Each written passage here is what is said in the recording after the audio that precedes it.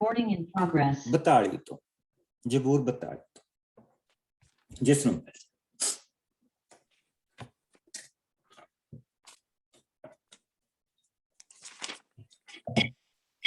पढ़ देना पास्टर जी। ਹੈ ਮੇਰਾ ਵੀਰਾ। ਇਹ ਪੰਨਾ ਹੈਗਾ 864। ਪਰਮੇਸ਼ਵਰ ਦੇ ਲਈ ਚਾਹ, ਜਿਵੇਂ ਹਰਨੀ ਵਗਦੇ ਪਾਣੀਆਂ ਦੇ ਲਈ ਤਰਸਦੀ ਹੈ, ਤਿਵੇਂ ਹੀ ਹੈ ਪਰਮੇਸ਼ਵਰ ਮੇਰਾ ਮਨ ਤੇਰੇ ਲਈ ਤਰਸਦਾ ਹੈ। ਮੇਰਾ ਜੀ ਜਿਉਂਦੇ ਪਰਮੇਸ਼ਵਰ ਦੇ ਦਰਸ਼ਨਾਂ ਦਾ ਤਿਹਾਇਆ ਹੈ। ਮੈਂ ਕਦੋਂ ਪਰਮੇਸ਼ਵਰ ਦੇ ਸਾਹਮਣੇ ਜਾਵਾਂਗਾ? ਦਿਨੇ ਰਾਤੀ ਮੇਰੇ ਹੰਝੂ ਮੇਰਾ ਭੋਜਨ ਬਣੇ ਹਨ, ਕਿਉਂਕਿ ਉਹ ਹਰ ਸਮੇਂ ਮੇਰੇ ਤੇ ਤਾਨੇ ਕੱਸਦੇ ਹਨ, ਤੇਰਾ ਪਰਮੇਸ਼ਵਰ ਕਿੱਥੇ ਹੈ? ਜਦੋਂ ਇਹ ਗੱਲਾਂ ਮੈਨੂੰ ਯਾਦ ਆਉਂਦੀਆਂ ਹਨ ਤਾਂ ਮੇਰਾ ਦਿਲ ਉਬਾਲੇ ਖਾਣ ਲੱਗ ਪੈਂਦਾ ਹੈ। ਮੈਂ ਉਹਨਾਂ ਲੋਕਾਂ ਦੇ ਅੱਗੇ ਅੱਗੇ ਗਿਆ ਅਤੇ ਉਹਨਾਂ ਨੂੰ ਪਰਮੇਸ਼ਵਰ ਦੇ ਘਰ ਤੱਕ ਪਹੁੰਚਾਇਆ। ਉੱਥੇ ਇੱਕ ਵੱਡੀ ਭੀੜ ਖੁਸ਼ੀ ਦੇ ਨਾਅਰੇ ਮਾਰ-ਮਾਰ ਪਰਮੇਸ਼ਵਰ ਦੀ ਮਹਿਮਾ ਕਰ ਰਹੀ ਸੀ। ਇਹ ਮੇਰੇ ਮਨ, ਤੂੰ ਕਿਉਂ ਵਿਅੰਕਲ ਹੋ ਰਿਹਾ ਹੈ? ਤੂੰ ਕਿਉਂ ਅਸ਼ਾਂਤ ਹੋ ਰਿਹਾ ਹੈ? ਤੂੰ ਪਰਮੇਸ਼ਵਰ ਤੇ ਉਮੀਦ ਰੱਖ, ਫਿਰ ਉਸ ਤੋਂ ਮਿਲੀ ਮੁਕਤੀ ਲਈ ਉਸ ਦੀ ਮਹਿਮਾ ਕਰਾਂਗਾ। ਹੇ ਮੇਰੇ ਪਰਮੇਸ਼ਵਰ, ਮੇਰਾ ਮਨ ਟੁੱਟ ਚੁੱਕਾ ਹੈ, ਇਸ ਲਈ ਮੈਂ ਯਰਦਨ ਅਤੇ ਹਰਮੋਨ ਦੀ ਧਰਤੀ ਤੇ ਅਤੇ ਮਿਸਰ ਪਹਾੜ ਤੇ ਤੇਰਾ ਸਿਮਰਨ ਕਰਾਂਗਾ। ਉਚਾਈਆਂ ਦੇ ਪਾਣੀਆਂ ਦੇ ਡਿੱਗਣ ਤੇ ਡੰਗਾਈਆਂ ਇੱਕ ਦੂਜੇ ਨੂੰ ਪੁਕਾਰ ਰਹੀਆਂ ਹਨ। ਤੇਰੀਆਂ ਸਭ ਲਹਿਰਾਂ ਅਤੇ ਛੱਲਾਂ ਮੇਰੇ ਉੱਤੋਂ ਦੀ ਲੰਘ ਗਈਆਂ ਹਨ। ਹੇ ਪ੍ਰਭੂ, ਦਿਨ ਦੇ ਸਮੇਂ ਤੂੰ ਮੇਰੇ ਤੇ ਆਪਣੀ ਦਇਆ ਪ੍ਰਗਟ ਕਰ, ਤਾਂ ਜੋ ਮੈਂ ਰਾਤ ਦੇ ਸਮੇਂ ਆਪਣੇ ਜੀਵਨ ਦੇ ਲਈ ਗੀਤ ਰੂਪੀ ਪ੍ਰਾਰਥਨਾ ਤੇਰੇ ਲਈ ਗਾ ਸਕਾਂ। ਮੈਂ ਆਪਣੇ ਅਟਲ ਪਰਮੇਸ਼ਵਰ ਤੋਂ ਪੁੱਛਦਾ ਹਾਂ, ਤੂੰ ਮੈਨੂੰ ਕਿਉਂ ਭੁਲਾ ਦਿੱਤਾ ਹੈ? ਮੈਂ ਆਪਣੇ ਵੈਰੀਆਂ ਦੇ ਜ਼ੁਲਮ ਕਾਰਨ ਕਿਉਂ ਸੋਗ ਮਨਾ ਰਿਹਾ ਹਾਂ? ਮੈਂ ਆਪਣੇ ਵੈਰੀਆਂ ਦੇ ਤਾਨਿਆਂ ਹੇਠ ਦੱਬ ਕੇ ਖਤਮ ਹੋ ਚੱਲਿਆ ਹਾਂ। ਉਹ ਹਰ ਸਮੇਂ ਮੇਰੇ ਤੋਂ ਪੁੱਛਦੇ ਹਨ, ਤੇਰਾ ਪਰਮੇਸ਼ਵਰ ਕਿੱਥੇ ਹੈ? ਹੇ ਮੇਰੇ ਮਨ, ਤੂੰ ਕਿਉਂ ਵਿਅੰਕਲ ਹੋ ਰਿਹਾ ਹੈ? ਤੂੰ ਕਿਉਂ ਅਸ਼ਾਂਤ ਹੋ ਰਿਹਾ ਹੈ? ਤੂੰ ਪਰਮੇਸ਼ਵਰ ਤੇ ਉਮੀਦ ਰੱਖ, ਫਿਰ ਉਸ ਦੀ ਮੁਕਤੀ ਲਈ ਉਸ ਦੀ ਮਹਿਮਾ ਕਰਾਂਗਾ। ਆਮੀਨ। ਪ੍ਰਭੂ ਦੇ ਵਚਨ ਦੇ ਵਿੱਚ ਜਿਸ ਲਈ ਅਸੀਂ ਇਹ ਦੇਖਦੇ ਹਾਂ, ਇੱਥੇ ਰੈਪਟੋਰ ਦਾ ਮਤਲਬ ਹੁੰਦਾ ਜਿਸ ਲਈ ਇੱਕ ਚੀਜ਼ ਨੂੰ ਦੋ ਵਾਰੀ ਕਿਹਾ ਜਾਂਦਾ। ਸੋ ਅਸੀਂ ਪਹਿਲਾਂ ਦਾਊਦ ਆਪਣੇ ਲਈ ਦੁਆ ਕਰਦਾ ਪਿਆ ਔਰ ਆਪਣੇ ਲਈ ਕਿ ਮੇਰਾ ਮਨ ਜਿਹੜਾ ਉਹ ਜਿੱਦਾਂ ਕਿ ਸੁੱਕੀ ਧਰਤੀ ਦੇ ਵਾਂਗ ਬਿਲਕੁਲ ਇਸ ਵੇਲੇ ਤਰਸ ਗਿਆ ਹੈ। ਜਿਸ ਤਰ੍ਹਾਂ ਹਰਨੀ ਪਾਣੀਆਂ ਦੇ ਲਈ ਤਰਸਦੀ ਹੈ, ਇਸ ਤਰ੍ਹਾਂ ਮੇਰਾ ਮਨ ਤੇਰੇ ਲਈ ਤਰਸਦਾ। ਮੈਂ ਕਦੋਂ ਆਪਣੇ ਪ੍ਰਭੂ ਦੇ ਦਰਸ਼ਨ ਕਰਾਂਗਾ? ਉਹ ਕੁਐਸਚਨ ਜਿਹੜਾ ਉੱਠਦਾ ਉਹ ਇਸ ਵੇਲੇ ਜਿਹੜਾ ਪ੍ਰਭੂ ਦਾ ਸੰਦੂਕ ਆ ਉਹ ਯਰੂਸ਼ਲਮ ਦੇ ਵਿੱਚ ਉਹ ਨਾਲ ਨਹੀਂ ਲਿਆਂਦਾ ਉਹਨਾਂ ਨੇ। ਔਰ ਉਸਨੂੰ ਚੇਤਾ ਕਿ ਇੱਕ ਸਮਾਂ ਸੀ ਕਿ ਜਦੋਂ ਵੀ ਉਸਦਾ ਜੀ ਚਾਹੁੰਦਾ ਸੀ ਉਹ ਜਾ ਕੇ ਪ੍ਰਭੂ ਦੀ ਹਜ਼ੂਰੀ ਦੇ ਵਿੱਚ ਬੈਠ ਕੇ ਉਹਦੀ ਉਪਾਸਨਾ ਕਰ ਸਕਦਾ ਸੀ। ਲੇਕਿਨ ਹੁਣ ਇੱਕ ਐਸੇ ਸਮੇਂ ਦੇ ਵਿੱਚ ਹੈ ਜਿੱਥੇ ਆਪਣੀ ਜਾਨ ਬਚਾਉਂਦਾ ਫਿਰਦਾ। ਸੋ ਜਿਹੜਾ ਪਹਿਲਾ ਹੈ ਉਸਨੇ ਆਪਣੇ ਮਨ ਦੀ ਹੱਥ ਔਰ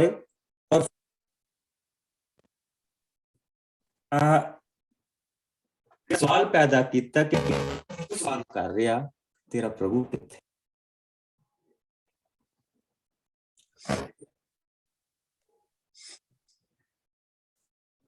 ਔਰ ਫਿਰ ਉਸਨੇ ਆਪਣੀ ਯਾਦਗਾਰੀ, ਇੱਕ ਸਮਾਂ ਹੁੰਦਾ ਸੀ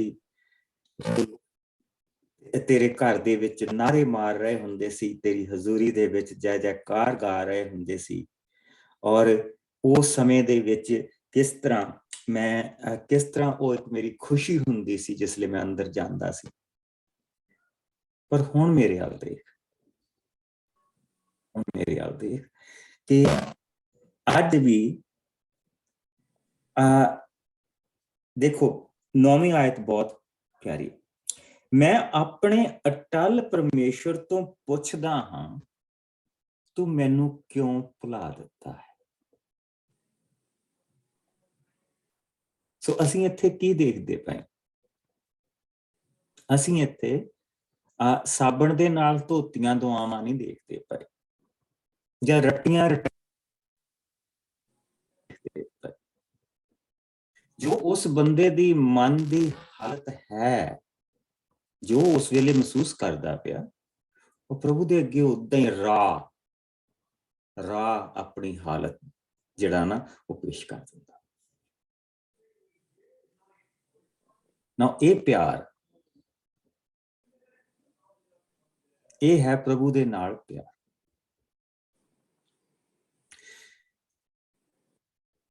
ਔਰ ਸਪੈਸ਼ਲੀ ਜਿਹੜੀ ਮੇਰੀ ਦੁਆ ਆ ਤੇ ਮੇਰੇ ਪ੍ਰਭੂ ਦੇ ਵਿੱਚ ਜਿਹੜੀ ਦੁਆ ਆ, ਜਿਹੜੀਆਂ ਇਹ ਦੁਆ ਆ, ਇਹ ਇਸ ਤਰ੍ਹਾਂ ਦੀ ਰਾਹ ਦੁਆ ਹੋਣੀ ਚਾਹੀਦੀ ਕਿ ਜਿਸ ਦੇ ਆਲੇ ਦੁਆਲੇ ਕੁਝ ਬਹੁਤਾ ਕੁਝ ਲੱਗਾ ਨਾ ਹੋਵੇ। ਹਾਂ, ਜਿਸ ਲਈ ਅਸੀਂ ਪਬਲਿਕ ਦੇ ਵਿੱਚ ਦੁਆ ਕਰਦੇ ਹਾਂ, ਜਾਂ ਅਸੀਂ ਭੈਣਾਂ ਭਰਾਵਾਂ ਦੇ ਨਾਲ ਦੁਆ ਕਰਦੇ ਹਾਂ, ਜਾਂ ਕਿਸੇ ਦੇ ਲਈ ਦੁਆ ਕਰਦੇ ਹਾਂ, ਹਾਂ, ਉਸ ਦੇ ਕੁਛ ਇੱਕ ਨਿਯਮ। ਜਿਸ ਵੇਲੇ ਪ੍ਰਭੂ ਯਿਸੂ ਮਸੀਹ ਨੇ ਕਿਹਾ ਕਿ ਜਦ ਤੂੰ ਦੁਆ ਕਰੇ ਤੇ ਤੂੰ ਆਪਣੇ ਕਮਰੇ ਦੇ ਵਿੱਚ ਜਾ, ਦਰਵਾਜ਼ਾ ਬੰਦ ਕਰ ਔਰ ਫਿਰ ਆਪਣੇ ਸਵਰਗੀ ਬਾਪ ਦੇ ਸਾਹਮਣੇ ਆ। ਔਰ ਇਹ ਜਿਹੜੀ ਦੁਆ ਆ ਦਾਊਦ ਦੀ, ਅਸੀਂ ਦੇਖਦੇ ਪਏ ਹਾਂ ਕਿ ਉਹ ਜਿਸ ਹਾਲਤ ਦੇ ਵਿੱਚ ਵੀ ਉਹ ਹੈਗਾ, ਉਸ ਹਾਲਤ ਦੇ ਵਿੱਚ ਆ ਕੇ ਪ੍ਰਭੂ ਦੇ ਅੱਗੇ ਆਪਣੀ ਦੁਆ ਰੱਖਦਾ ਪਿਆ। ਤੂੰ ਮੈਨੂੰ ਕਿਉਂ ਭੁਲਾ ਦਿੱਤਾ ਹੈ? ਮੈਂ ਆਪਣੇ ਵੈਰੀਆਂ ਦੇ ਜ਼ੁਲਮ ਦੇ ਕਾਰਨ ਕਿਉਂ ਸੋਗ ਮਨਾ ਰਿਹਾ? ਮੈਂ ਆਪਣੇ ਵੈਰੀਆਂ ਦੇ ਤਾਨਿਆਂ ਦੇ ਹੇਠ ਦਬ ਕੇ ਖਤਮ ਹੋ ਚੱਲਿਆ ਹਾਂ। ਉਹ ਹਰ ਸਮੇਂ ਮੈਨੂੰ ਪੁੱਛਦੇ ਹਨ, ਤੇਰਾ ਪ੍ਰਭੂ ਕਿੱਥੇ?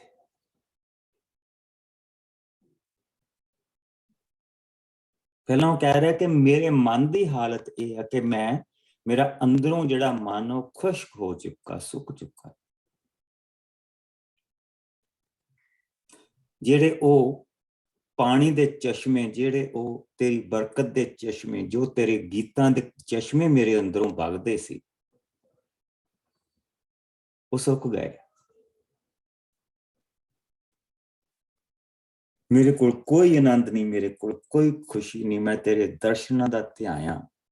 ਮੈਂ ਜਿਹੜਾ ਮੇਰੇ ਅੰਦਰ ਕੁਝ ਹੈਗਾ ਵੀ, ਮੇਰਾ ਜਿਹੜਾ ਸਰੀਰ ਦਾ ਪਾਣੀ ਵੀ ਆ, ਉਹ ਵੀ ਮੇਰੇ ਹੰਝੂ ਬਣ ਚੁੱਕਾ। ਮੈਂ ਆਪਣੇ ਹੰਝੂ ਪੀ ਰਿਹਾ। ਔਰ ਜਦ ਉਹ ਮੈਨੂੰ ਦੇਖਦੇ ਆ ਤੇ ਉਹ ਪੁੱਛਦੇ ਆ, ਤੇਰਾ ਪ੍ਰਭੂ ਕਿੱਥੇ ਆ? ਸੋ ਹੁਣ ਮੇਰੀ ਹਾਲਤ ਇਹ ਹੈ, ਤੂੰ ਕਿੱਥੇ ਆ? ਕਿਉਂਕਿ ਉਹ ਹਾਲੇ ਵੀ ਮੈਨੂੰ ਪੁੱਛਦੇ ਪਏ ਆ, ਤੇਰਾ ਪ੍ਰਭੂ ਕਿੱਥੇ ਹੈ? It's a wonderful, wonderful song. ਇਹ ਜ਼ਬੂਰ ਜਦ ਅਸੀਂ ਦੁੱਖ ਦੇ ਵਿੱਚ ਹੁੰਨੇ ਤਾਂ ਸਾਨੂੰ ਦੁਆ ਕਰਨੀ ਸਿਖਾਉਂਦੇ। ਸਾਨੂੰ ਇੱਕ ਆਪਣਾ ਪ੍ਰਭੂ ਦੇ ਨਾਲ ਇੱਕ ਰਿਸ਼ਤਾ, ਤੇ ਜੋ ਰਿਸ਼ਤਾ ਪ੍ਰਭੂ ਦੇ ਵਿੱਚ ਤੇ ਹਰਿੰਦਰ ਦੇ ਵਿੱਚ ਆ, ਉਹ ਪ੍ਰਭੂ ਤੇ ਹਰਿੰਦਰ ਦੇ ਵਿੱਚ। ਜੋ ਰਿਸ਼ਤਾ ਪ੍ਰਭੂ ਦੇ ਵਿੱਚ ਔਰ ਬ੍ਰਦਰ ਜਗਤਾਰ ਦੇ ਵਿੱਚ ਆ, ਉਹ ਇਹਨਾਂ ਦਾ ਆਪਸ ਵਿੱਚ ਰਿਸ਼ਤਾ। That has nothing to do with me. ਔਰ ਇਸੇ ਤਰ੍ਹਾਂ ਬਾਕੀ ਦੇ ਭੈਣ ਭਰਾ, ਉਹ ਪਰਸਨਲ ਰਿਲੇਸ਼ਨਸ਼ਿਪ ਜਿਹੜਾ ਪ੍ਰਭੂ ਉਹ ਬਹੁਤ ਚਾਹੁੰਦਾ ਹੈ ਸਾਡੇ ਨਾਲ, ਉਹ ਮੇਨ ਚੀਜ਼ ਹੈ। ਔਰ ਉੱਥੋਂ ਹੀ ਸਾਰੀਆਂ ਚੀਜ਼ਾਂ ਜਿਹੜੀਆਂ ਬਾਕੀ ਦੀਆਂ ਉਹ ਪੈਦਾ ਹੁੰਦੀਆਂ। ਔਰ ਉੱਥੋਂ ਜਿਹੜਾ ਇੱਕ ਆਨੰਦ ਉਤਪੰਨ ਹੁੰਦਾ, ਉਸਨੂੰ ਕਹਿੰਦੇ ਆ ਮੁਕਤੀ ਦਾ ਆਨੰਦ। ਮੁਕਤੀ ਦਾ ਆਨੰਦ, ਜੋ ਕਿ ਪ੍ਰਭੂ ਤੋਂ ਮਿਲੀਆਂ ਚੀਜ਼ਾਂ ਦੇ ਆਨੰਦ ਤੋਂ ਕਿਤੇ ਅਲੱਗ। It has a category of its own. ਉਹ ਇੱਕ ਵੱਖਰੇ ਕਿਸਮ ਦਾ ਆਨੰਦ। ਔਰ ਫਿਰ ਸਾਨੂੰ ਉਹ ਆਨੰਦ ਲੀਡ ਕਰਦਾ ਵੀ ਅਸੀਂ ਜਿੱਦਾਂ ਦੇ ਮਰਜ਼ੀ ਸਮੇਂ ਦੇ ਵਿੱਚ ਦੀ ਲੰਘਦੇ ਹੋਈਏ, ਜਿੱਦਾਂ ਦੇ ਮਰਜ਼ੀ ਦੁੱਖ ਦੇ ਵਿੱਚ ਦੀ ਲੰਘਦੇ ਹੋਈਏ, ਜਿੱਦਾਂ ਦੇ ਮਰਜ਼ੀ ਪੋਲਿਟਿਕਸ ਦੇ ਵਿੱਚ ਦੀ ਲੰਘਦੇ ਹੋਈਏ, ਉਹ ਜਿਹੜਾ ਆਨੰਦ ਆ ਉਹ ਸਾਨੂੰ ਪ੍ਰਭੂ ਤੋਂ ਦੂਰ ਨਹੀਂ ਹੋਣ ਦਿੱਤਾ, ਪ੍ਰਭੂ ਯਿਸੂ ਤੋਂ ਦੂਰ ਨਹੀਂ ਹੋਣ ਦਿੱਤਾ। ਉੱਥੇ ਇਨਸਾਨ ਇਹ ਕਹਿ ਦਿੰਦਾ ਕਿ ਠੀਕ ਹੈ, ਮੇਰੇ ਪਾਸਟਰ ਨੇ ਮੇਰੇ ਨਾਲ ਏਦਾਂ ਕੀਤੀ ਹੈ, ਹਰਿੰਦਰ ਨੇ ਮੇਰੇ ਨਾਲ ਏਦਾਂ ਕੀਤੀ ਹੈ, ਉਹਨੇ ਮੇਰੇ ਨਾਲ ਬੁਰਾਈ ਕੀਤੀ, ਪਰ ਯਿਸੂ ਨੇ ਤਾਂ ਮੇਰੇ ਨਾਲ ਬੁਰਾਈ ਨਹੀਂ ਕੀਤੀ। ਕੀ ਹੋ ਗਿਆ? ਮੈਂ ਤੁਹਾਨੂੰ ਅਲਟੀਮੇਟ ਉਦਾਹਰਨ ਦੇ ਦਿੱਤੀ। ਮੈਂ ਤੁਹਾਨੂੰ ਇਹ ਨਹੀਂ ਕਿਹਾ ਕਿ ਇੱਕ ਮਸੀਹੀ ਭੈਣ ਨੇ ਤੇ ਇੱਕ ਮਸੀਹੀ ਭਰਾ ਨੇ ਏਦਾਂ ਕੀਤਾ, ਮੈਂ ਕਹਤਾ ਕਿ ਪਾਸਟਰ ਨੇ ਬੁਰਾਈ ਕੀਤੀ ਤੁਹਾਡੇ। ਤੁਸੀਂ ਉਸ ਚੀਜ਼ ਨੂੰ ਪ੍ਰਭੂ ਦੇ ਨਾਲ ਨਹੀਂ ਰਲਾਇਆ, ਤੁਸੀਂ ਉਸ ਨੂੰ ਦੁਨੀਆ ਦੇ ਵਿੱਚ ਹੀ ਰਹਿਣ ਦਿੱਤਾ। ਉਹ ਤੁਹਾਡਾ ਤੇ ਮੇਰਾ ਆਪਸ ਦੇ ਵਿੱਚ ਇਸ ਲੈਵਲ ਦੇ ਉੱਤੇ ਇੱਕ ਫੈਸਲਾ ਹੈ, ਕਿਹੜਾ ਆਪਣਾ ਗੁਨਾਹ ਮੰਨਦਾ ਔਰ ਕਿਹੜਾ ਮਾਫ ਕਰਦਾ ਔਰ ਕਿਹੜਾ ਮਾਫੀ ਮੰਗਦਾ, ਇਹ ਸਾਡਾ ਆਪਸ ਦੇ ਵਿੱਚ। ਪਰ ਮੈਂ ਆਪਸ ਦੇ ਵਿੱਚ ਰਿਸ਼ਤੇ ਦੇ ਕਾਰਨ ਤੁਸੀਂ ਆਪਣਾ ਉੱਪਰਲਾ ਰਿਸ਼ਤਾ ਤੇ ਨਾ ਖਰਾਬ ਕੀਤਾ ਨਾ। ਮੁਸੀਬਤ ਇਹ ਅੱਜ ਦੀ ਦੁਨੀਆ ਦੇ ਵਿੱਚ, ਅੱਜ ਦੀ ਚਰਚ ਦੇ ਵਿੱਚ, ਕਿ ਅਸੀਂ ਆਪਣੇ ਭੈਣ ਭਰਾਵਾਂ ਨੂੰ ਇਹ ਪਰਸਨਲ ਰਿਸ਼ਤਾ ਜਿਹੜਾ ਉਹ ਸਥਾਪਿਤ ਕਰਨਾ ਨਹੀਂ ਸਿਖਾਉਂਦੇ। ਜਿਸਲੇ ਮੁਸੀਬਤ ਆਉਂਦੀ ਹੈ ਤਾਂ ਉਹ ਦੂਸਰਾ ਪ੍ਰਭੂ ਦੇ ਨਾਲ ਵੀ ਰਿਸ਼ਤਾ ਖਰਾਬ ਹੋ ਜਾਂਦਾ। ਸਾਰੇ ਭੈਣ ਭਰਾ ਕਰਾਂਗੇ, and that's a shame.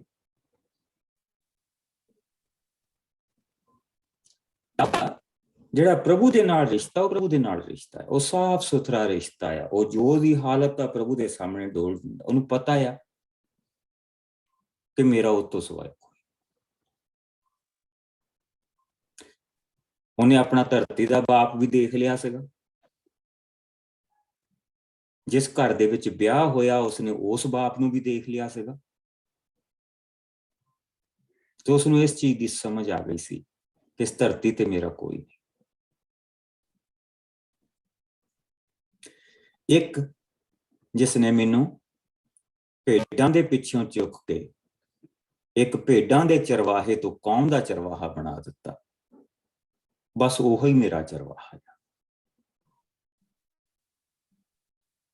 ਉਹੀ ਮੇਰਾ ਚਰਵਾਹਾ। ਸਾਨੂੰ ਸਿੱਖਣ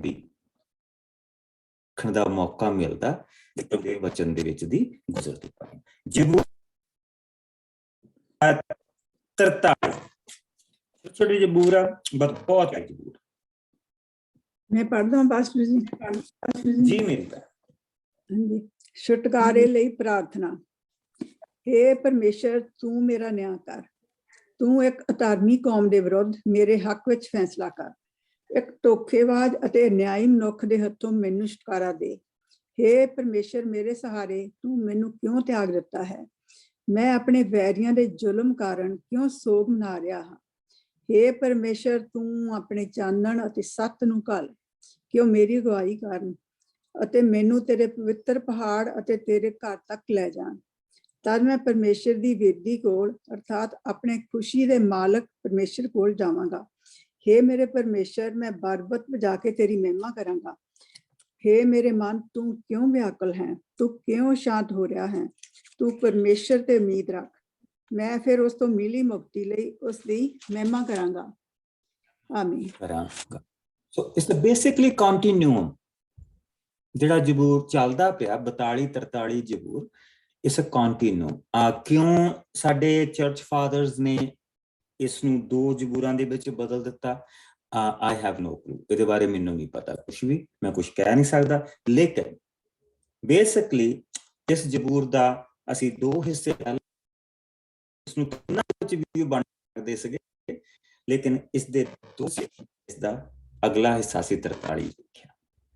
ਸੋ ਉਹੀ ਕੰਟੀਨਿਊਮ ਉਹ ਕਰ ਰਿਹਾ ਕਿ हे ਮੇਰੇ ਮਨ ਤੂੰ ਵਿਆਕੁਲ ਨਾ ਹੋ, तू घबरा ना, तेरा प्रभु तेरे नाल। सवाल वो नेतन नूं नहीं पूछदा पिया कि मेरे प्रभु ने मैनू क्यों छड़ दिता, वो प्रभु नूं पूछदा। सी ये फर्क आ साउल दे विच ते दाऊद दे विच। साउल दा परमेश्वर दे नाल कोई रिश्ता नहीं सी।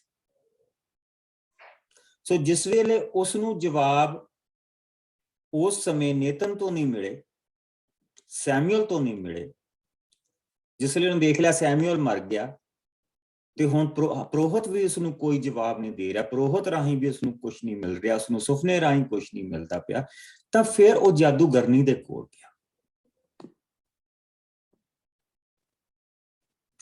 और ਇਹੋ ਹੀ ਕੰਮ ਅਸੀਂ ਕਰਦੇ ਨਾ। ਹੁਣ ਇਸ ਗੱਲ ਨੂੰ ਬੜੇ ਧਿਆਨ ਦੇ ਨਾਲ ਸਮਝੋ, ਪਲੀਜ਼ ਮੇਰੇ ਤੇ ਗੁੱਸਾ ਨਾ ਕਰੋ, ਬੜੇ ਧਿਆਨ ਦੇ ਨਾਲ ਸਮਝੋ। ਇਹ ਕੰਮ ਅੱਜ ਦੀ ਚਰਚ ਦੇ ਵਿੱਚ ਬਹੁਤ ਹੋ ਰਿਹਾ ਕਿ ਜਿਸ ਵੇਲੇ ਅਸੀਂ 5-7 ਥਾਂ ਤੇ ਆਪਣੀਆਂ ਚੀਜ਼ਾਂ ਪੁੱਛਦੇ ਹਾਂ, ਸਾਡੇ ਮੋਰੇ ਇੱਕ ਟੀਚਾ ਹੁੰਦਾ, ਐਂਡ ਕਈ ਵਾਰੀ ਨਹੀਂ, ਬਹੁਤੀ ਵਾਰੀ ਉਹ ਜਿਹੜਾ ਟੀਚਾ ਹੁੰਦਾ ਉਹ ਅਸੀਂ ਆਪਣੀ ਭਲਾਈ ਚਾਹ ਰਹੇ ਹੁੰਦੇ ਉਹਦੇ ਵਿੱਚ। there's nothing wrong with that, ਪਰ ਇੰਤਜ਼ਾਰ ਕਰਨ ਦੀ ਬਜਾਏ ਅਸੀਂ ਸਾਡੇ ਵਿੱਚ ਜਿਹੜੀਆਂ ਕ੍ਰਿਜ਼ਮਾ ਮੂਵਮੈਂਟਸ ਚੱਲੀਆਂ ਆ, ਇਹ ਸਾਰੀਆਂ ਮੂਵਮੈਂਟਸ ਤੇ ਐਸ ਪਾਸਟਰ ਦੇ ਕੋਲ ਉਹ ਗਿਫਟ ਆ ਜੀ, ਆਹ ਗਿਫਟ ਆ, ਉਹ ਇੱਥੋਂ ਆ ਰਿਹਾ, ਉਹ ਉੱਥੋਂ ਜਾ ਰਿਹਾ, ਅਸੀਂ ਦੌੜਦੀਆਂ ਸਾਰੇ ਜ਼ੋਰ ਦੇ ਨਾਲ।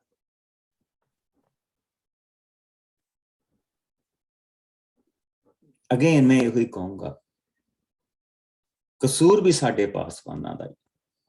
ਕਿਉਂ? ਕਿਉਂਕਿ ਅਸੀਂ ਆਪਣੇ ਭੈਣ ਭਰਾਵਾਂ ਨੂੰ ਪ੍ਰਭੂ ਦੇ ਨਾਲ ਰਿਸ਼ਤਾ ਬਣਾਉਣਾ ਨਹੀਂ ਸਿਖਾਉਂਦੇ, ਇਸ ਚੀਜ਼ ਤੇ ਜ਼ੋਰ ਨਹੀਂ ਦਿੰਦੇ, ਔਰ ਇਸ ਤੇ ਬਹੁਤ ਜ਼ਿਆਦਾ ਜ਼ੋਰ ਦੇਣਾ ਚਾਹੀਦਾ ਹੈ। ਮੈਂ ਜੋ ਆਪਣੇ 1992 ਤੋਂ ਲੈ ਕੇ ਮੈਂ ਪ੍ਰਭੂ ਦੇ ਵਿੱਚ ਆਇਆ, 1992 ਤੋਂ ਲੈ ਕੇ ਮੈਂ ਹੁਣ ਤੱਕ ਜੋ ਕੁਝ ਦੇਖਿਆ, ਇਹ ਉਸ ਦਾ ਨਿਚੋੜ ਆ ਜੋ ਮੈਂ ਤੁਹਾਨੂੰ ਦੇ ਰਹੀ ਹਾਂ। ਇਸ ਮਸਟ। ਕਿੰਨੀ ਵਾਰੀ ਦਾਊਦ ਦੇ ਜ਼ਬੂਰਾਂ ਦੇ ਵਿੱਚ ਪ੍ਰਭੂ ਦੀ ਮੁਕਤੀ ਆਉਂਦੀ, ਕਿੰਨੀ ਵਾਰੀ ਪ੍ਰਭੂ ਦੀ ਮੁਕਤੀ ਦੀ ਆਨੰਦ ਆਉਂਦਾ। शुभ समाचार ਦਾ ਜਿਹੜਾ ਸ਼ਬਦ ਆ ਉਹ ਪੁਰਾਣੇ ਨਿਯਮ ਦੇ ਵਿੱਚ ਆਇਆ ਔਰ ਦਾਊਦ ਦੇ ਜ਼ਬੂਰਾਂ ਦੇ ਵਿੱਚ ਆਇਆ। ਕਿਉਂ? ਪ੍ਰਭੂ ਯਿਸੂ ਦੀ ਹਜ਼ੂਰ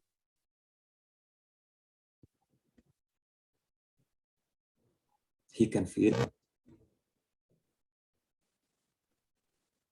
ਕਿਉਂਕਿ ਉਹ ਤੱਕਦਾ ਹੀ ਉਹਦੇ ਵੱਲ ਨੂੰ ਪਿਆ, ਉਹਦੀਆਂ ਅੱਖਾਂ ਉਹਦੇ ਵੱਲ ਨੂੰ ਲੱਗੀਆਂ ਸੀ। ਸੋ ਆਓ ਵਚਨ ਦੇ ਵਿੱਚੋਂ ਇੱਕ ਹਿੱਸਾ ਪੜ੍ਹਦੇ ਹਾਂ, ਫਿਰ ਆਪਾਂ ਅੱਗੇ ਵਧਦੇ ਹਾਂ। ਅਸੀਂ ਪਹੁੰਚ ਚੁੱਕੇ ਹਾਂ 18ਵੇਂ ਭਾਵ ਦੇ ਵਿੱਚ, ਨਹੀਂ ਹਾਲੇ ਤੱਕ ਅਸੀਂ 17ਵੇਂ ਭਾਵ ਦੇ ਵਿੱਚ ਹੀ ਹਾਂ। 24 ਆਇਤ ਤੋਂ ਲੈ ਕੇ ਅਸੀਂ ਇਸ ਚੈਪਟਰ ਦੇ ਐਂਡ ਤੱਕ ਪੜਾਂਗੇ, ਜਿਸ ਨੂੰ ਮਿਲ ਜਾਏ। ਜਦੋਂ ਅਬਸ਼ਲੋਮ ਜਰਦਨ ਦੇ ਪਾਰ ਪਹੁੰਚਿਆ ਤਾਂ ਦਾਊਦ ਉਸ ਸਮੇਂ ਤੱਕ ਮਹਨਿਮ ਵਿੱਚ ਪਹੁੰਚ ਗਿਆ ਸੀ। ਅਬਸ਼ਲੋਮ ਨੇ ਜੋਆਬ ਦੀ ਥਾਂ ਅਮਾਸਾ ਨੂੰ ਸੈਨਾਪਤੀ ਬਣਾਇਆ ਸੀ। ਅਮਾਸਾ ਇਜ਼ਰਾਈਲੀ ਮਨੁੱਖ ਜਿਥਰਾ ਦਾ ਪੁੱਤਰ ਸੀ। ਜਿਥਰਾ ਨੇ ਜੋਆਬ ਦੀ ਮਾਸੀ ਅਬੀਗੈਲ ਨਾਲ ਵਿਆਹ ਕੀਤਾ ਸੀ। ਤਦ ਅਬਸ਼ਲੋਮ ਅਤੇ ਉਸਦੇ ਆਦਮੀਆਂ ਨੇ ਗਲਿਆਦ ਦੇ ਇਲਾਕੇ ਦੇ ਵਿੱਚ ਡੇਰੇ ਲਾਏ। ਜਦੋਂ ਦਾਊਦ ਮਹਨਿਮ ਵਿੱਚ ਪਹੁੰਚਿਆ ਤਾਂ ਉੱਥੇ ਨਾਹਸ਼ ਦਾ ਪੁੱਤਰ ਸ਼ੋਬੀ ਅਮੋਨੀਆ ਦੇ ਨਗਰ ਰਵਾ ਤੋਂ, ਅਮੀਏਲ ਦਾ ਪੁੱਤਰ ਮਿਕੀਰ ਲੋਦਵਾਰ ਤੋਂ ਅਤੇ ਬਰਜਲਈ ਦਾ ਗਲਿਆਦੀ ਰੋਗਲੀਮ ਤੋਂ ਉਸ ਕੋਲ ਆਏ। ਉਹ ਆਪਣੇ ਨਾਲ ਇਹ ਚੀਜ਼ਾਂ ਲੈ ਕੇ ਆਏ: ਮੰਜੇ, ਭਾਂਡੇ, ਕਣਕ, ਮਸਰ, ਭੁੰਨੇ ਹੋਏ ਛੋਲੇ, ਸ਼ਹਿਦ, ਮੱਖਣ, ਭੇਡਾਂ ਤੇ ਗੋਕਾ ਪਨੀਰ। ਉਹ ਦਾਊਦ ਦੇ ਨਾਲ ਸਭ ਲੋਕਾਂ ਲਈ ਇਹ ਖਾਣ ਪੀਣ ਦੀਆਂ ਚੀਜ਼ਾਂ ਲੈ ਕੇ ਆਏ, ਕਿਉਂਕਿ ਉਹ ਜਾਣਦੇ ਸਨ ਕਿ ਉਹ ਉਜਾੜ ਵਿੱਚ ਭੁੱਖੇ ਤੇ ਆਏ ਤੇ ਥੱਕੇ ਹੋਏ ਹਨ। ਆਮੀਨ। ਆਮੀਨ। ਸੋ ਹੁਣ ਦੋ ਚੀਜ਼ਾਂ ਹੋ ਰਹੀਆਂ। ਇੱਕ ਤਾਂ ਜਿਹੜਾ ਸਭ ਤੋਂ ਵੱਡਾ ਸਲਾਹਕਾਰ ਆ ਇਸ ਵੇਲੇ ਉਹ ਮਾਰਿਆ ਜਾ ਚੁੱਕਾ, ਔਰ ਇਸ ਵੇਲੇ ਹੁਸ਼ਈ ਜਿਹੜਾ ਸਲਾਹ ਉਸਨੂੰ ਦੇ ਰਿਹਾ ਹੈ ਉਹ ਐਕਚੁਅਲੀ ਦਾਊਦ ਦੇ ਵੱਲ ਆ। ਅਬਸ਼ਲੋਮ ਨੂੰ ਹੁਣ ਕੋਈ ਸਲਾਹ ਦੇਣ ਵਾਲਾ ਐਕਚੁਅਲੀ ਹੈ ਨਹੀਂਗਾ ਉੱਥੇ। ਔਰ ਹੁਣ ਅਬਸ਼ਲੋਮ ਨੇ ਜਿੰਨੇ ਵੀ ਕੰਮ ਕਰਨੇ ਉਸਨੇ ਆਪਣੇ ਤੌਰ ਦੇ ਉੱਤੇ ਕਰਨੇ, ਲੇਕਿਨ ਕਿਉਂਕਿ ਸੈਨਾ ਜਿਸਲੇ ਜਰਦਨ ਦਰਿਆ ਦੇ ਇਧਰਲੇ ਪਾਸੇ ਬੈਠੀ ਸੀ ਤਾਂ ਉਹ ਥੱਕੇ ਹੋ ਸੀਗੇ, ਉਹ ਟੁੱਟੇ ਹੋ ਸੀਗੇ, ਉਹ ਕਮਜ਼ੋਰ ਸੀਗੇ, ਔਰ ਉਹਨਾਂ ਕੋਲ ਖਾਣ ਨੂੰ ਵੀ ਕੁਝ ਖਾਸ ਹੈ ਨਹੀਂ ਸੀ। ਲੇਕਿਨ ਜਿਸਲੇ ਜਰਦਨ ਦਰਿਆ ਦੇ ਦੂਜੇ ਪਾਸੇ ਚਲੇ ਗਏ ਤੇ ਪ੍ਰਭੂ ਨੇ ਉਹਨਾਂ ਦੇ ਲਈ ਖਾਣ ਪੀਣ ਦਾ ਇੰਤਜ਼ਾਮ ਕਰ ਦਿੱਤਾ, ਔਰ ਉਹਨਾਂ ਨੇ ਰੈਸਟ ਕਰ ਲਈ, ਔਰ ਉਹਨਾਂ ਨੇ ਖਾਧਾ ਪੀਤਾ, ਔਰ ਉਹਨਾਂ ਨੇ ਮੰਜਿਆਂ ਦੇ ਉੱਤੇ ਆਰਾਮ ਕੀਤਾ। ਔਰ ਹੁਣ ਬਿਲਕੁਲ, ਔਰ ਹੁਣ ਇਹਨਾਂ ਨੂੰ ਹਮਲਾ ਕਰਨ ਦੀ ਲੋੜ ਨਹੀਂ ਪੈਣੀ, ਇਹਨਾਂ ਦੇ ਉੱਤੇ ਹਮਲਾ ਹੋਣਾ ਹੈ, ਜਿਸ ਦੇ ਨਾਲ ਦੋ ਚੀਜ਼ਾਂ, ਇੱਕ ਤਾਂ ਉਹ ਸੈਨਾ ਜਿਹੜੀ ਜਿਸਨੇ ਆ ਕੇ ਹਮਲਾ ਕਰਨਾ ਉਹ ਥੱਕੀ ਹੋ, ਜਿਨ੍ਹਾਂ ਦੇ ਉੱਤੇ ਹਮਲਾ ਹੋਣਾ ਉਹ ਰੈਡੀ ਆ, ਉਹ ਫਰੈਸ਼ ਆ, ਉਹ ਪੂਰੇ ਗੁੱਸੇ ਵਿੱਚ ਆ, ਔਰ ਪ੍ਰਭੂ ਦੀ ਹਜ਼ੂਰੀ ਉਹਨਾਂ ਦੇ ਨਾਲ। ਸੋ ਆਓ 18ਵੇਂ ਭਾਵ ਦੇ ਵਿੱਚ ਚੱਲੀਏ। ਆਪਣੇ ਕੋਲ ਟਾਈਮ ਕਿੰਨਾ? ਆਪਣੇ ਕੋਲ ਟਾਈਮ ਥੋੜਾ ਆ। ਆਪਾਂ ਇਦਾਂ ਕਰਦੇ ਹਾਂ, ਆਪਾਂ 4 ਜ਼ਬੂਰ ਹੋਰ ਇੱਥੇ ਦੇਖਾਂਗੇ। ਉਸਦਾ ਕਾਰਨ ਇਹ ਹੈ ਕਿ ਜੇ ਆਪਾਂ ਇਹਨਾਂ ਨੂੰ ਮਿਸ ਕਰ ਗਏ ਤਾਂ ਫਿਰ ਆਪਾਂ ਇਹਨਾਂ ਨੂੰ ਮਿਸ ਕਰ ਗਏ। ਹੁਣ ਅਸੀਂ ਸਟੋਰੀ ਦੇ ਬਿਲਕੁਲ ਗੱਬੇ ਬੈਠੇ ਹਾਂ। That is the time. So 55 ਜ਼ਬੂਰ मैं पढ़ती हूँ पास्टर जी। गो अहेड मेरी बहन। हे परमेश्वर, मेरी प्रार्थना सुन, तू मेरी बेनती वालों मुंह ना मोड़। तू मेरी सुन अते मैनू उत्तर दे। मैं बेनती कर कर थक गया हाँ अते मैं दुखी हाँ। मैं अपने वैरी दी धमकी अते दुष्ट दे जुल्म कारण भयभीत हो उठिया हाँ। ਉਹ ਮੇਰੇ ਨਾਲ ਦੁਸ਼ਟਤਾ ਕਰਦੇ ਹਨ ਅਤੇ ਗੁੱਸੇ ਨਾਲ ਮੈਨੂੰ ਸਤਾਉਂਦੇ ਹਨ। ਮੇਰਾ ਮਨ ਅੰਦਰ ਹੀ ਅੰਦਰ ਬਹਿ ਗਿਆ ਹੈ ਅਤੇ ਮੇਰੇ ਉੱਤੇ ਮੌਤ ਦਾ ਛਾਇਆ ਹੈ। ਡਰ ਅਤੇ ਕਾਂਬੇ ਨੇ ਮੈਨੂੰ ਘੇਰ ਰੱਖਿਆ ਹੈ ਅਤੇ ਮੈਂ ਹਰ ਪਾਸਿਓਂ ਭੈਭੀਤ ਹੋ ਉੱਠਿਆ ਹਾਂ। ਤਦ ਮੈਂ ਆਪਣੇ ਆਪ ਨਾਲ ਬੋਲ ਉੱਠਿਆ, ਕਾਸ਼ ਪੰਛੀ ਦੇ ਵਾਂਗ ਮੇਰੇ ਖੰਭ ਹੁੰਦੇ ਤਾਂ ਜੋ ਮੈਂ ਉੱਡ ਕੇ ਦੂਰ ਚਲਾ ਜਾਂਦਾ ਅਤੇ ਸ਼ਾਂਤੀ ਨਾਲ ਰਹਿੰਦਾ। ਤਦ ਮੈਂ ਦੂਰ ਚਲਾ ਜਾਂਦਾ ਅਤੇ ਵਿਰਾਨੇ ਵਿੱਚ ਵਾਸ ਕਰਦਾ। ਮੈਂ ਤੁਰੰਤ ਹਨੇਰੀ ਅਤੇ ਤੂਫਾਨ ਤੋਂ ਬਚਣ ਲਈ ਸੁਰੱਖਿਅਤ ਥਾਂ ਤੇ ਪਹੁੰਚ ਜਾਂਦਾ। हे ਪ੍ਰਭੂ, ਉਹਨਾਂ ਦੀਆਂ ਵਿਉਂਤਾਂ ਨੂੰ ਅਸਫਲ ਕਰ ਦੇ ਅਤੇ ਤੂੰ ਉਹਨਾਂ ਨੂੰ ਖਿੰਡਾ ਦੇ, ਕਿਉਂਕਿ ਨਗਰ ਵਿੱਚ ਮੈਂ ਹਿੰਸਾਤਮਕ ਝਗੜੇ ਹੁੰਦੇ ਦੇਖੇ ਹਨ। ਉਹ ਰਾਤ ਦਿਨ 4 ਦੀਵਾਰੀ ਦੇ ਚੱਕਰ ਲਾਉਂਦੇ ਹਨ ਅਤੇ ਬੁਰਾਈ ਅਤੇ ਗੜਬੜ ਦਾ ਉੱਥੇ ਰਾਜ ਹੈ। ਦੁਸ਼ਟਤਾ ਦੇ ਨਾਲ ਉਹ ਭਰਪੂਰ ਹੈ, ਜ਼ੁਲਮ ਅਤੇ ਕਪਟ ਉਸ ਦੇ ਹੱਕਾਂ ਵਿੱਚ ਹੈ। ਨਿੰਦਾ ਕਰਨ ਵਾਲਾ ਮੇਰਾ ਵੈਰੀ ਨਹੀਂ ਸੀ, ਉਸ ਦੀ ਨਿੰਦਾ ਤਾਂ ਮੈਂ ਸਹਿ ਲੈਂਦਾ। ਨਾ ਹੀ ਮੇਰੇ ਵਿਰੋਧੀ ਨੇ ਮੇਰੇ ਵਿਰੁੱਧ ਆਪਣੇ ਆਪ ਨੂੰ ਉਚਿਤ ਕੀਤਾ, ਉਸ ਤੋਂ ਤਾਂ ਮੈਂ ਆਪਣੇ ਆਪ ਨੂੰ ਲੁਕਾ ਸਕਦਾ ਸਾਂ। ਸਗੋਂ ਇਹ ਤਾਂ ਤੂੰ ਸਾਂ, ਮੇਰੇ ਵਰਗਾ ਮੇਰਾ ਸਾਥੀ, ਅਰਥਾਤ ਮੇਰਾ ਆਪਣਾ ਮਿੱਤਰ। ਅਸੀਂ ਇੱਕ ਦੂਜੇ ਨਾਲ ਮਿੱਠੀਆਂ ਗੱਲਾਂ ਕਰਦੇ ਸਾਂ ਅਤੇ ਮੰਦਰ ਵਿੱਚ ਅਸੀਂ ਦੂਜਿਆਂ ਨਾਲ ਮਿਲ ਕੇ ਜਾਂਦੇ ਸਾਂ। ਮੌਤ ਦਾ ਛਾਇਆ ਅਚਾਨਕ ਉਹਨਾਂ ਤੇ ਆ ਪਵੇ ਅਤੇ ਉਹ ਜਿਉਂਦੇ ਹੀ ਨਰਕ ਕੁੰਡ ਵਿੱਚ ਜਾ ਪੈਣ, ਕਿਉਂਕਿ ਉਹ ਬੁਰਾਈ ਨਾਲ ਅੰਦਰੋਂ ਬਾਹਰੋਂ ਭਰੇ ਪਏ ਹਨ। ਪਰ ਮੈਂ ਤਾਂ ਪਰਮੇਸ਼ਰ ਨੂੰ ਪੁਕਾਰਾਂਗਾ, ਕਿਉਂਕਿ ਉਹੀ ਮੇਰਾ ਬਚਾਅ ਕਰੇਗਾ। ਮੈਂ ਹਰ ਸਮੇਂ ਸਵੇਰ, ਦੁਪਹਿਰ ਅਤੇ ਸੰਝ ਵੇਲੇ ਸੋਗ ਕਰਦਾ ਹੋਇਆ ਉਸ ਅੱਗੇ ਬੇਨਤੀ ਕਰਾਂਗਾ, ਉਹ ਮੇਰੀ ਸੁਣੇਗਾ। ਉਹ ਯੁੱਧ ਵਿੱਚ ਮੇਰੇ ਪ੍ਰਾਣਾਂ ਦੀ ਰੱਖਿਆ ਕਰੇਗਾ। ਜਦੋਂ ਮੈਂ ਆਪਣੇ ਬਹੁਤ ਸਾਰੇ ਵੈਰੀਆਂ ਦੇ ਵਿਰੁੱਧ ਲੜਾਂਗਾ, ਪਰਮੇਸ਼ਰ ਜੋ ਅਨੰਤ ਕਾਲ ਤੋਂ ਰਾਜ ਕਰਦਾ ਹੈ ਮੇਰੀ ਸੁਣੇਗਾ ਅਤੇ ਉਹਨਾਂ ਨੂੰ ਨੀਵੀਆਂ ਕਰੇਗਾ। ਇਹੋ ਜਿਹੇ ਲੋਕ ਕਦੇ ਬਦਲਦੇ ਨਹੀਂ ਅਤੇ ਨਾ ਹੀ ਪਰਮੇਸ਼ਰ ਤੋਂ ਡਰਦੇ ਹਨ। ਮੇਰੇ ਸਾਥੀ ਨੇ ਆਪਣਾ ਹੀ ਕੀਤਾ ਨੇਮ ਤੋੜ ਦਿੱਤਾ ਅਤੇ ਉਸਨੇ ਆਪਣੇ ਹੀ ਮਿੱਤਰ ਦੇ ਵਿਰੁੱਧ ਆਪਣਾ ਹੱਥ ਚੁੱਕਿਆ। ਉਸਦੇ ਮੂੰਹ ਦੀਆਂ ਗੱਲਾਂ ਮੱਖਣ ਤੋਂ ਵੀ ਚਿਕਨੀਆਂ ਸਨ, ਪਰ ਉਸਦਾ ਦਿਲ ਘਿਰਨਾ ਨਾਲ ਭਰਿਆ ਪਿਆ ਸੀ। ਉਸਦੇ ਸ਼ਬਦ ਤੇਲ ਦੀ ਤਰ੍ਹਾਂ ਮੁਲਾਇਮ ਸਨ, ਪਰ ਉਹ ਫਿਰ ਵੀ ਤੇਜ਼ ਤਲਵਾਰ ਦੇ ਵਾਂਗ ਸਨ। ਆਪਣਾ ਭਾਰ ਪ੍ਰਭੂ ਤੇ ਪਾ ਦੇ, ਉਹ ਤੈਨੂੰ ਸਹਾਰਾ ਦੇਵੇਗਾ। ਉਹ ਭਲੇ ਮਨੁੱਖ ਨੂੰ ਕਦੇ ਡੋਲਣ ਨਹੀਂ ਦੇਵੇਗਾ। हे ਪਰਮੇਸ਼ਰ, ਉਹਨਾਂ ਨੂੰ ਕਬਰ ਦੇ ਮੂੰਹ ਕੋਲ ਲੈ ਜਾਵੇਗਾ, ਕਾਤਲ ਅਤੇ ਧੋਖੇਬਾਜ਼ ਆਪਣੇ ਜੀਵਨ ਦੇ ਅੱਧੇ ਦਿਨ ਵੀ ਨਹੀਂ ਗੁਜ਼ਾਰਨਗੇ, ਪਰ ਮੈਂ ਤਾਂ ਪ੍ਰਭੂ ਤੇ ਹੀ ਭਰੋਸਾ ਰੱਖਾਂਗਾ। ਆਮੀਨ। ਸੋ ਹੁਣ ਇਹ 'ਚ 3 ਚੀਜ਼ਾਂ ਆਉਂਦੀਆਂ, ਫਿਰ ਇਸ ਨੂੰ ਧਿਆਨ ਦੇ ਨਾਲ ਦੇਖੋ। Dave, I'm busy right now. Yeah. 3 ਚੀਜ਼ਾਂ ਇਸ ਦੇ ਵਿੱਚ ਆਉਂਦੀਆਂ। ਨੰਬਰ 1 ਜਿਹੜੀ ਸਭ ਤੋਂ ਪਿਆਰੀ ਚੀਜ਼ ਆਉਂਦੀ ਆ ਉਹ ਹੈ 13ਵੀਂ ਆਇਤ, 12ਵੀਂ ਔਰ 13ਵੀਂ ਆਇਤ। 12ਵੀਂ ਆਇਤ ਦੇ ਵਿੱਚ ਕਹਿੰਦਾ ਨਿੰਦਾ ਕਰਨ ਵਾਲਾ ਮੇਰਾ ਵੈਰੀ ਨਹੀਂ ਸੀ, ਉਸ ਦੀ ਨਿੰਦਾ ਤਾਂ ਮੈਂ ਸਹਿ ਵੀ ਲੈਂਦਾ। ਦੂਜਾ, ਨਾ ਹੀ ਮੇਰੇ ਵਿਰੋਧੀ ਨੇ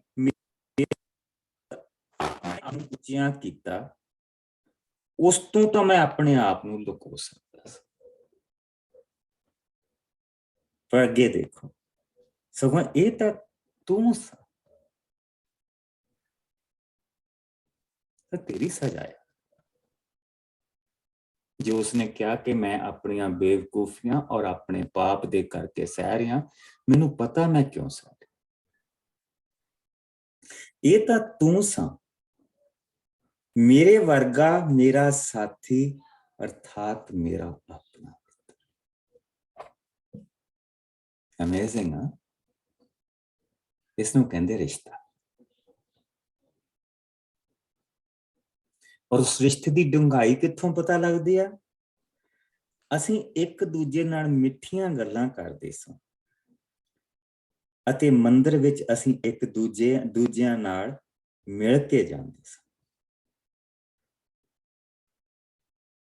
ਯਾਨੀ ਕਿ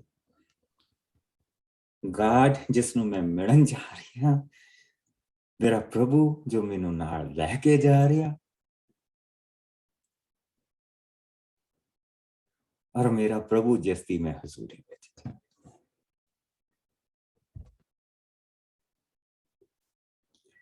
What a beauty. दूसरी चीज, उसने दसिया कि मैं मौत दे छाए दे विच मैं नरक दे वांग महसूस करदा पिया, सारियां चीजां कह रहा। लेकिन 16वीं द्वारा पर मैं तां प्रभु नूं करांगा, ਉਹੀ ਮੇਰਾ ਬਚਾਅ ਕਰੇਗਾ। ਮੈਂ ਹਰ ਸਮੇਂ ਸਵੇਰੇ, ਦੁਪਹਿਰ ਅਤੇ ਸਾਂਝ ਵੇਲੇ ਸੋਗ ਕਰਦਾ ਹੋਇਆ ਉਸ ਅੱਗੇ ਬੇਨਤੀ ਕਰਾਂਗਾ, ਉਹ ਮੇਰੀ ਸੁਣੇਗਾ। ਮੈਂ ਹੋਰ ਕਿਸੇ ਕੋਲ ਨਹੀਂ ਜਾਣਾ, ਮੈਂ ਤਾਂ ਆਪਣੇ ਪ੍ਰਭੂ ਕੋਲ ਜਾਵਾਂਗਾ। ਮੈਂ ਤਾਂ ਉਸ ਦੀ ਹਜ਼ੂਰੀ ਦੇ ਵਿੱਚ ਜਾਊਂਗਾ। ਮੈਂ ਤਾਂ ਸਵੇਰੇ, ਦੁਪਹਿਰੇ, ਸ਼ਾਮ ਨੂੰ ਉਸ ਦੀ ਹਜ਼ੂਰੀ ਦੇ ਵਿੱਚ ਜਾਊਂਗਾ। ਉਹ ਮੇਰੀ ਸੁਣੇਗਾ। ਫਿਰ ਉਹ ਕੀ ਕਰੇਗਾ? ਉਹ ਯੁੱਧ ਵਿੱਚ ਮੇਰੇ ਪ੍ਰਾਣਾਂ ਦੀ ਰੱਖਿਆ ਕਰੇਗਾ। ਜੰਗ ਆ ਰਹੀ ਹੈ। 18ਵਾਂ ਚੈਪਟਰ ਅਸੀਂ ਤਾਂ ਨਹੀਂ ਛੇੜਿਆ, ਇਸ ਨੂੰ ਮੈਂ ਪਹਿਲਾਂ ਤਾਂ ਪੜ੍ਹਦਾ ਪਿਆ ਕਿ ਜੰਗ ਆ ਰਹੀ ਹੈ। ਉਹ ਯੁੱਧ ਵਿੱਚ ਮੇਰੇ ਪ੍ਰਾਣਾਂ ਦੀ ਰੱਖਿਆ ਕਰੇਗਾ ਜਦੋਂ ਮੈਂ ਆਪਣੇ ਬਹੁਤ ਸਾਰੇ ਵੈਰੀਆਂ ਦੇ ਵਿਰੁੱਧ ਲੜਾਂਗਾ। ਪਰਮੇਸ਼ਵਰ ਜੋ ਅਨੰਤ ਕਾਲ ਤੋਂ ਰਾਜ ਕਰਦਾ ਹੈ, ਮੇਰੀ ਸੁਣੇਗਾ ਅਤੇ ਉਹਨਾਂ ਨੂੰ ਨੀਵਿਆਂ ਕਰੇਗਾ। ਇਹੋ ਜਿਹੇ ਲੋਕ ਕਦੀ ਬਦਲਦੇ ਨਹੀਂ ਅਤੇ ਨਾ ਹੀ ਪਰਮੇਸ਼ਵਰ ਤੋਂ ਡਰਦੇ ਹਨ। ਅੰਤ ਦੇ ਵਿੱਚ ਜਿਹੜੀ ਉਸਨੇ ਸਾਨੂੰ ਸਲਾਹ ਦਿੱਤੀ ਹੈ ਉਹ ਹੈ 22ਵੀਂ ਆਇਤ। ਆਪਣਾ ਭਾਰ ਪ੍ਰਭੂ ਤੇ ਪਾ ਦੇ। ਇਸ ਆਇਤ ਨੂੰ ਅਸੀਂ ਬਹੁਤ ਕਰਦੇ ਹਾਂ, ਇਹ ਆਕਾਰਾਂ ਦੇ ਵਿੱਚ ਵੀ ਬਹੁਤ ਪਾਈ ਜਾਂਦੀ ਆ। ਇਹ ਜਿਸ ਲਈ ਕੋਈ ਭਾਰੇ ਸਮੇਂ ਦੇ ਵਿੱਚ ਦੀ ਗੁਜ਼ਰ ਰਿਹਾ ਹੁੰਦਾ, ਇਹ ਆਇਤ ਉਸ ਨੂੰ ਦਿੱਤੀ ਜਾਂਦੀ। ਪਰ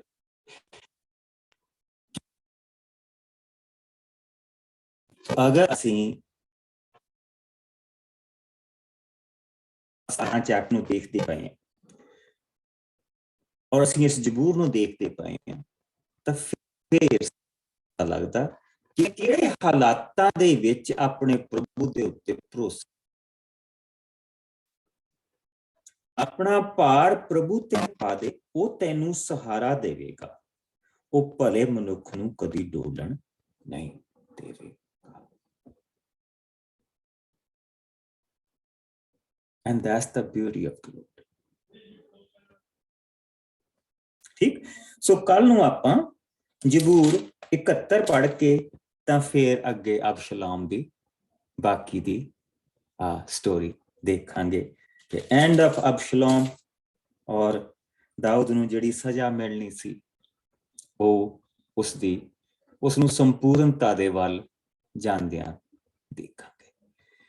ਪਿਆਰੇ ਪ੍ਰਭੂ, ਤੇਰਾ ਸ਼ੁਕਰ ਕਰਦੇ ਹਾਂ ਤੇਰੀ ਦਇਆ, ਤੇਰੇ ਰਹਿਮ, ਤੇਰੇ ਪਿਆਰ ਦੇ ਲਈ ਕਿ ਇੱਕ ਵਾਰ ਫਿਰ ਖੁਦਾਵੰਦ ਅਸੀਂ ਤੇਰੀ ਹਜ਼ੂਰੀ ਦੇ ਵਿੱਚ ਆਏ ਔਰ ਅਸੀਂ ਆਪਣੀ ਜ਼ਿੰਦਗੀ ਦੇ ਲਈ ਬਹੁਤ ਕੁਛ ਪ੍ਰਭੂ ਜੀ ਇਹਦੇ ਵਿੱਚੋਂ ਪਾਇਆ ਕਿ ਤੂੰ ਸਾਡਾ ਸਵਰਗੀ ਬਾਪ ਆ।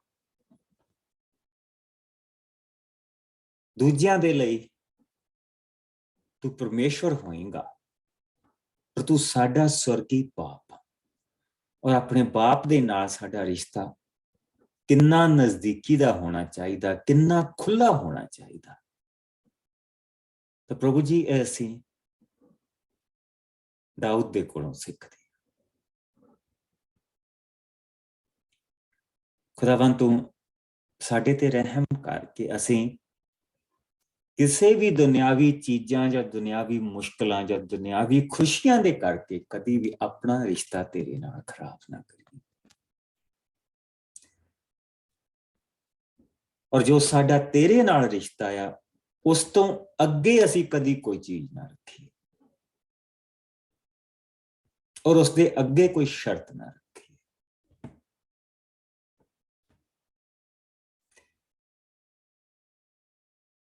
ਕਿਉਂਕਿ ਪ੍ਰਭੂ ਜੀ ਜੋ ਕੁਝ ਤੂੰ ਸਾਨੂੰ ਦਿੱਤਾ ਇਹ ਸਾਨੂੰ ਕੋਈ ਨਹੀਂ ਦੇ ਸਕਦਾ। ਕਿ ਅੱਜ ਧਰਤੀ ਤੇ ਬੈਠੇ ਅਸੀਂ ਕਹਿ ਸਕਦੇ ਹਾਂ ਕਿ ਅਸੀਂ ਮੁਕਤੀ ਪ੍ਰਾਪਤ ਕੀਤੀ। ਇਸ ਧਰਤੀ ਤੇ ਬੈਠ ਕੇ ਅਸੀਂ ਆਪਣੇ ਆਪ ਨੂੰ ਸਵਰਗਵਾਸੀ ਕਹਿ ਸਕਦੇ। ਲੋਕਾਂ ਦੇ ਨਾਮ ਨਾਲ ਪ੍ਰਭੂ ਜੀ ਮਰ ਕੇ ਸਵਰਗਵਾਸੀ ਲਾਇਆ ਜਾਂਦਾ, ਅਸੀਂ ਇਸ ਧਰਤੀ ਤੇ ਆਪਣੇ ਨਾਂ ਦੇ ਨਾਲ ਸਵਰਗਵਾਸੀ ਲਾ ਸਕਦੇ। ਕਿਉਂਕਿ ਅਸੀਂ ਤੇਰਾ ਸ਼ੁਕਰ ਕਰਦੇ ਹਾਂ ਕਿ ਸਾਡੇ ਨਾਮ ਉਸ ਜੀਵਨ ਦੀ ਪੋਥੀ ਦੇ ਵਿੱਚ ਲਿਖੇ ਗਏ ਔਰ ਯਿਸੂ ਮਸੀਹ ਦੇ ਲਹੂ ਦੇ ਕਰਕੇ, ਯਿਸੂ ਮਸੀਹ ਦੇ ਉਸ ਪਵਿੱਤਰ ਬਲੀਦਾਨ ਦੇ ਕਰਕੇ ਖੁਦਾਵੰਦ ਅਸੀਂ ਬਚਾਏ ਗਏ।